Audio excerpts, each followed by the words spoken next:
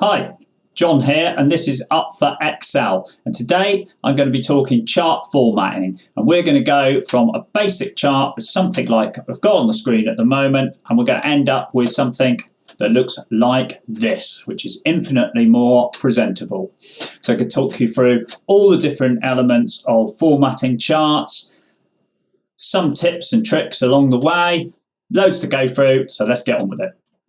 I'm going to go through 7 key tips on improving Excel chart appearance, and ultimately we're going to end up producing the chart that's on your screen as we walk through it step by step. So we're going to start with some absolute basic data, and I'm just going to highlight that using some keyboard shortcuts that you'll see on your screen, and then Alt F1 is going to give me an instant chart on the screen that we can then use. So I'm just going to position this for you, make it a little bit larger, perhaps not quite that large, and I'm actually going to produce another one. So I'm going to highlight the exact same area, do another chart, and so that we've got a little reminder down there of what it used to look like before we improved it. First thing we're going to do is clean up the chart axes and grid lines. Okay, so I'm just going to take Excel off of full screen here so we can see the toolbars, and when I click on the chart you're going to see that we have some chart toolbars up here. First one being design. I've done an entire video going through all the different aspects of chart design. So if you want a reminder on that, or you want to go through that, check out my previous video on those. So today we're going to be focused mainly on the format toolbar and all the different aspects of this. So as I said, first thing we're going to do, clean up the chart. So one thing that can make a chart look cleaner straight away is removing some of the axes and grid lines. Now, of course, the moment you do that, you need to make some modifications to the chart so you can see what kind of value things are. So first off, I'm just going to click. There's several ways you can do this actually to remove the axes. If you actually click on the axes, now if you click on if you click on the axes, you can just hit the delete key and that will remove them instantly. But if I just undo that a second, one thing you can do is you can say on the design page, actually add a chart element. You can say go to axes, and you can just grid lines, where's grid lines, and you can remove them by just clicking an option on there. So that is another way. So I've taken those off. Right, I'm actually going to remove the axes as well. So I can either again click straight on it and hit the delete key, and that will do that, but we're going to undo that at the moment. Or again, add chart elements, axes, and you just, the one that you want to get rid of, you just highlight and click. Okay, so the next thing we're going to do is move around the titles and position our legend and things like that. We've got a legend at the moment, it's down here. So we can click on legend and we can move that to the top. I think that's a preferable place to have it. So we'll do that right now. And I'm going to add a chart title. Now, the interesting tip on this, if we can manually type in here anything we like. So we can type in sales and profit, for example. That's fine. But if we want to have a title on screen, company sales and profit, we can actually dynamically link this title here by just putting that it equals that cell and hitting enter. And that way, if we want to modify the chart title at any point in time, we can just type straight into here. So we can say company X, for example, and you'll see that that appears on the chart. So bonus tip there.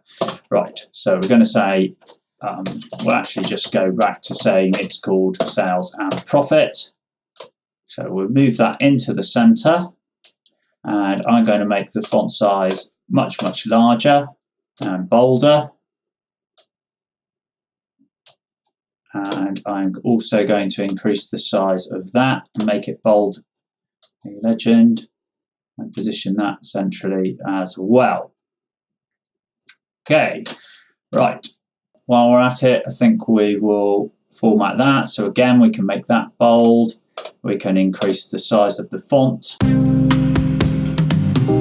I don't like the way this axis is showing at the moment with the year and a hyphen and QTR1, so Q1 2017, for example.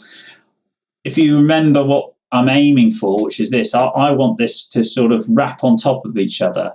Now, even if I wrap the text on here and do something like that and move it around, it doesn't, even though it's linked, it doesn't wrap on the chart, which is a little bit unfortunate. What I'm going to do is just put a quick formula in here to manipulate this text and then make this my new axis so that I can use it on my chart. Now, this is going to look like overkill because I've only got eight columns on my chart. But if I've got numerous data points, perhaps I'm plotting a time series or something, I might have, you know, hundreds of data points. This sort of formula can help immensely because it can save a lot of time.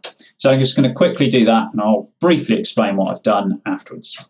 The formula in here, just to briefly explain, these ampersand symbols are basically merging the various different parts of the text together within the formula. So I'm saying Q, and I'm using the right formula to pick up the first character from the right in that cell, which is obviously going to be the quarter number. So that's going to lead me to say Q, in this case 1. Char 10 is, it allows you to access special characters that you wouldn't be able to type normally.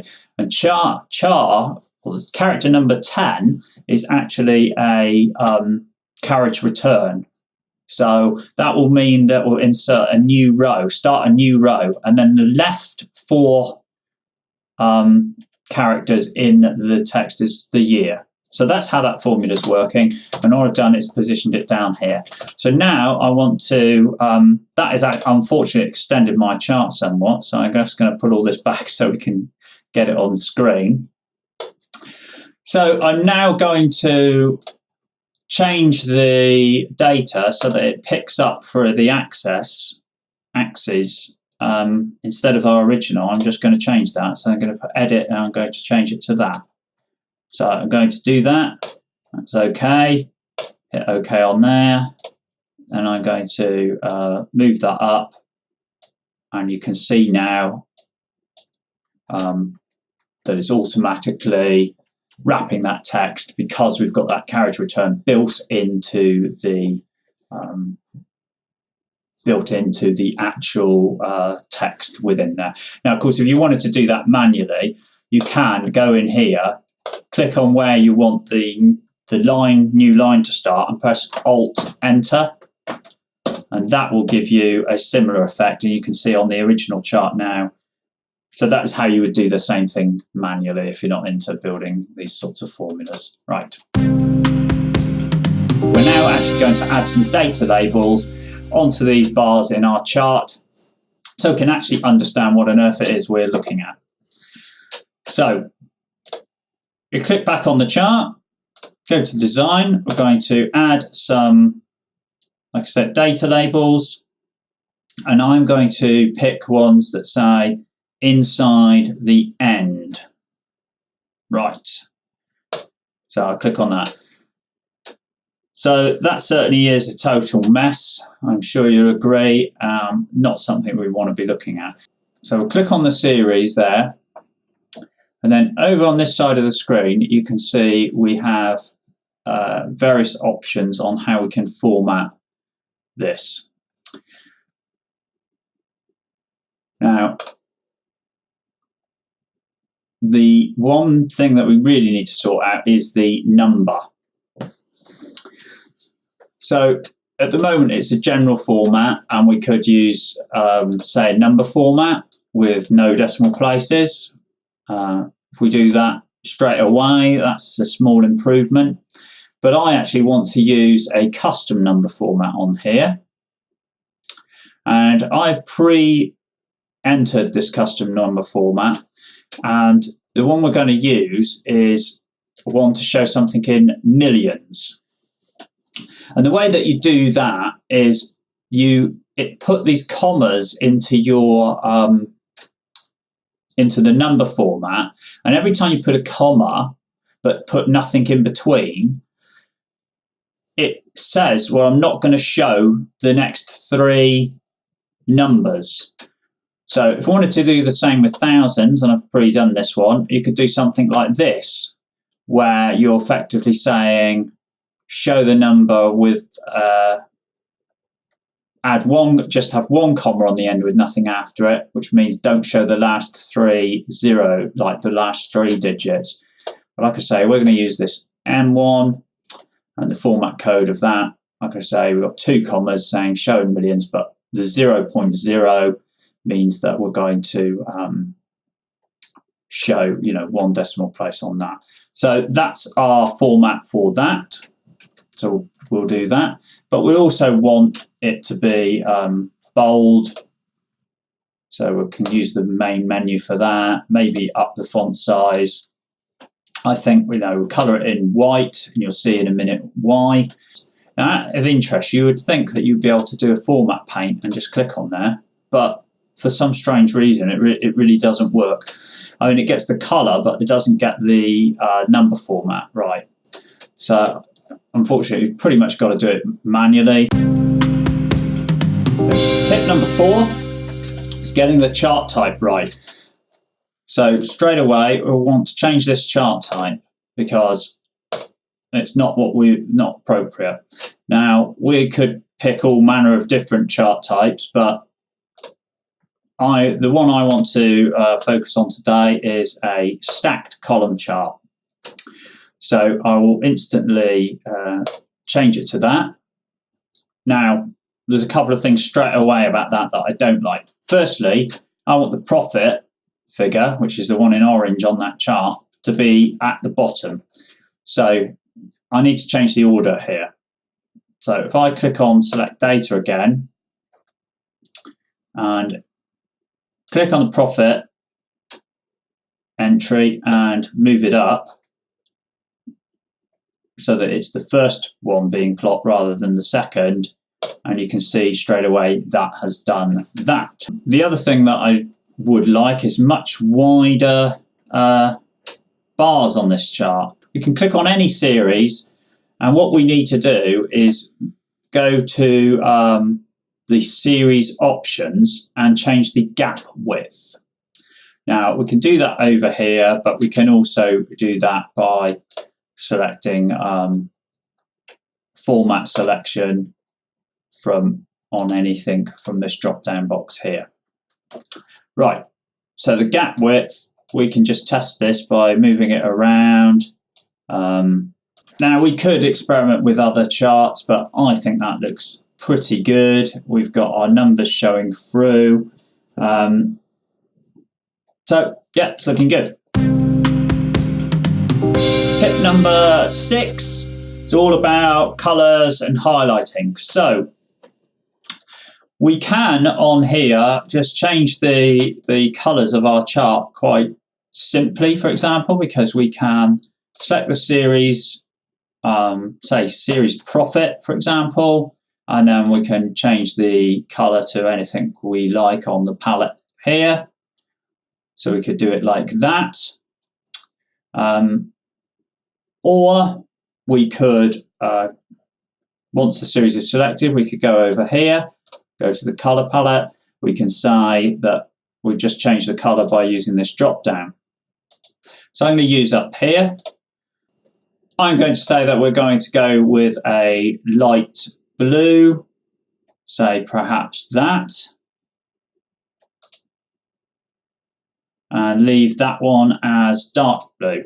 Now I've decided now that the white text here on the legend probably doesn't look as good, so we'll change that to black by going to there and just changing it to, well, automatic. That would be fine. I now think actually as well we could increase the font size on this somewhat. You just need to be a little bit careful here. Make the chart slightly bigger. There we go. That probably looks about right. I think these ones can probably up ever so slightly as well. Same with those. Right. Yeah, that's looking good. And also, I don't think we need this axis line on the bottom any longer. So what we're now going to do is go to the format, select the horizontal axes, and then this time we're going to change the line style. So if we go to here, and instead of the fill we select the line and we say no line. Okay, and now when we just click back on the main chart, you can see we've got no line. As you can see, we're moving closer to something that looks perhaps like this. Now, this particular bar has in the center, Q4 2017, has the highest sales. So I thought it would be quite nice to show that highlighted as having the highest sales. So we can do that. I'm going to do that manually in this video, but in one of my next videos, you'll be seeing how you can all do this dynamically. So whichever bar appears to be the highest sales, it will automatically, you can get it to automatically change color. Right, so if you select a series, which we'll do there, the mouse, and then you click again, you'll highlight an individual column. And then it's simply a case of changing the color of this particular column. So I'm going to make this one green. So I'm going to go with a dark green there.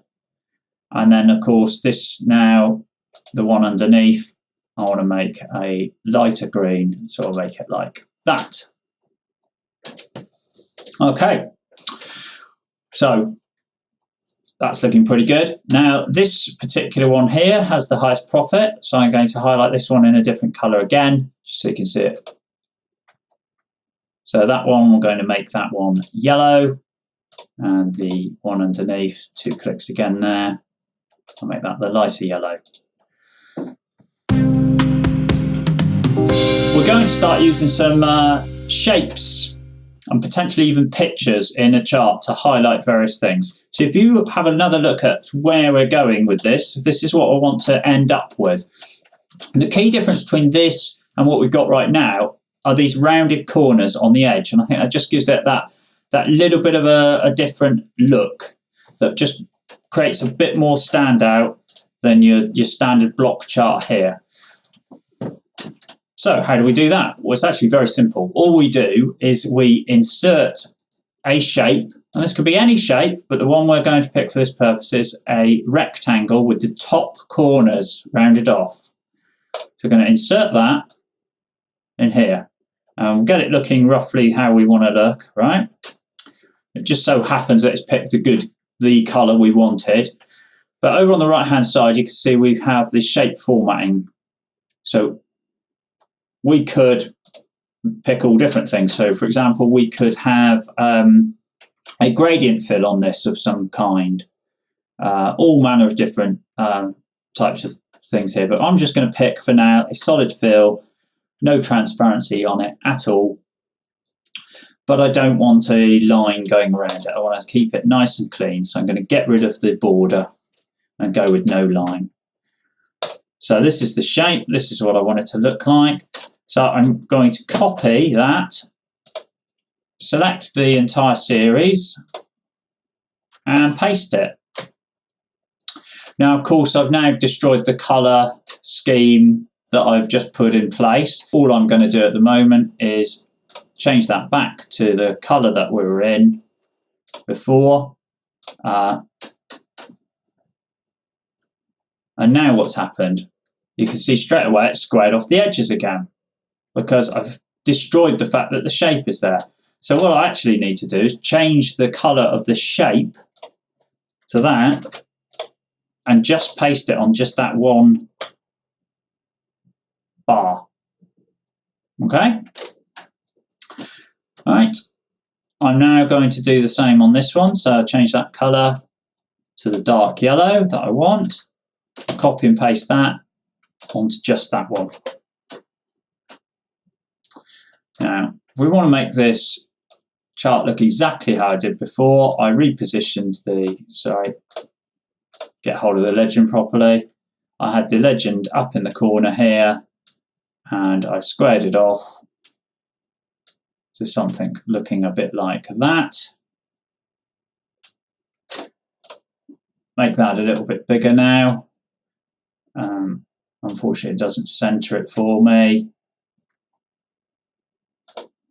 But there we go. So there we have it, a very good looking sales and profit chart. If you do want to put that into a PowerPoint presentation, for example, you can, by highlighting it, drop down on the copy, you can copy it as a picture and then you can put it into anything you like. So you don't need the underlying data. If I copy that as a picture, for example, I can show it as I want on screen. So I'll do that for a start. I can then paste that anywhere I want, and it's basically just a picture that I can resize without any kind of problem. Incidentally, resizing this does create kind of issues because fonts don't resize with it. So I'll undo that. And as one kind of final bonus, you can, of course, then save this as a template by right-clicking, save as a template. Going to call this chart 3 and save it. And now I can, if I make this chart here, this is our original chart, I can just go to the design of it, select the chart type, go on my templates, pick the one I want, okay, and then we're basically there. We just need to play around, but we've pretty much got the standard format set up and running, and just get that out of the way, and we'll be able to get to this position in far quicker time than we possibly could have otherwise. So there's your 7 tips on improving chart appearance in Excel. In the next video, I'm going to be showing you how to use trend lines on charts to produce forecasts within the spreadsheets themselves and be able to forecast forward data using the trend line analysis on your charts. So make sure you subscribe and hit the bell icon so that you can be reminded when that video comes out if it isn't out already.